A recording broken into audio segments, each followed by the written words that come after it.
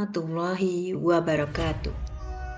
Perkenalkan, nama saya Rena, calon guru penggerak angkatan 7 dari Kabupaten Wonogiri. Di sini saya akan menyampaikan koneksi antar materi, kesimpulan, dan refleksi modul 1.1,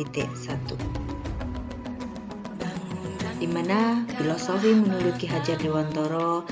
Yang pertama, asas pendidikan Ki Hajar Dewantara. Pendidikan dan pengajaran tidaklah sama. Pengajaran adalah bagian dari pendidikan. Pengajaran adalah proses pendidikan dalam memberi ilmu untuk kecakapan hidup anak secara lahir dan batin. Pendidikan pada hakikatnya adalah menuntun atau memberi tuntunan terhadap segala kekuatan kodrat yang dimiliki anak agar ia mencapai keselamatan dan kebahagiaan setinggi-tingginya, baik sebagai manusia maupun sebagai anggota masyarakat. Pendidikan menciptakan ruang bagi murid untuk bertumbuh secara utuh agar mampu memuliakan dirinya dan orang lain serta menjadi mandiri. Yang kedua, dasar-dasar pendidikan yang menuntun. Pendidikan itu hanya dapat menuntun tumbuh atau hidupnya kekuatan kodrat yang ada pada anak-anak, agar dapat memperbaiki lakunya, bukan dasarnya, hidup dan tumbuhnya kekuatan kodrat anak. Dalam proses menuntun, anak diberi kebebasan, namun pendidik sebagai pamong dalam memberi tuntunan dan arahan agar anak tidak kehilangan arah dan membahayakan dirinya. Pendidikan bertujuan untuk menuntun, memfasilitasi atau membantu anak untuk menebalkan garis samar-samar agar dapat memperbaiki lakunya untuk menjadi manusia seutuhnya. Jadi anak bukan kertas kosong yang bisa digambar sesuai keinginan orang dewasa. Yang ketiga, kodrat alam dan kodrat zaman. Ki Hajar Dewantara menjelaskan bahwa dasar pendidikan anak berhubungan dengan kodrat alam dan kodrat zaman. Kodrat alam berkaitan dengan sifat dan bentuk, lingkungan di mana anak berada. Sedangkan kodrat zaman berkaitan dengan isi dan irama. Selanjutnya, budi pekerti. Menurut Ki Hajar Dewantara, budi pekerti atau watak atau karakter merupakan perpaduan antara gerak pikiran, perasaan, dan kehendak atau kemauan sehingga menimbulkan tenaga. Budi pekerti juga dapat diartikan sebagai perpaduan antara cipta, karsa, afektif, sehingga menciptakan karya fisiko-motor.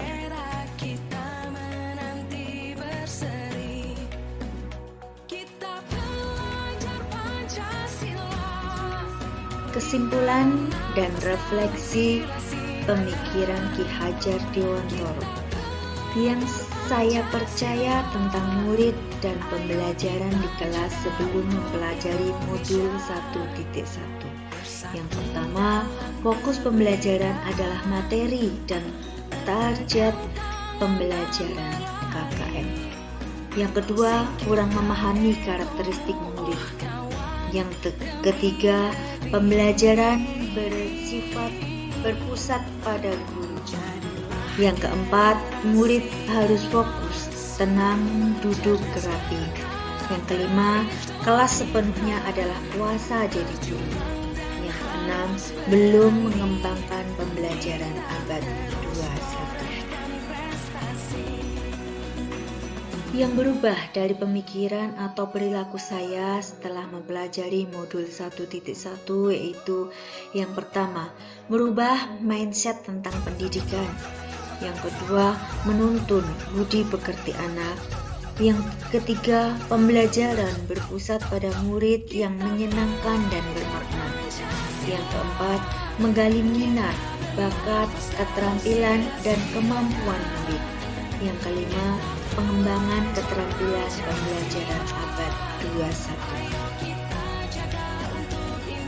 Lantas, yang saya dapat segera saya terapkan lebih baik agar kelas mencerminkan pemikiran Ki Hajar Dewantara, yaitu 1. Membuat sekolah menjadi rumah kedua yang nyaman dan menyenangkan buat peserta didik. Yang kedua, merancang pembelajaran yang berpusat pada murid yang menyenangkan dan bermakna. Yang ketiga, menerapkan sistem AMO, menuntun bukan menuntut. Yang keempat, mengembangkan keterampilan abad 21.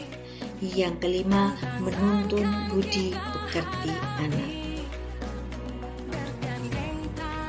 Kesimpulannya, seorang pendidik menuntun bukan menuntut, memfasilitasi murid dengan sepenuh hati. Pendidikan adalah menuntun anak sesuai dengan bakat dan minatnya, menyeimbangkan antara cipta, rasa, karsa, dan pekerti.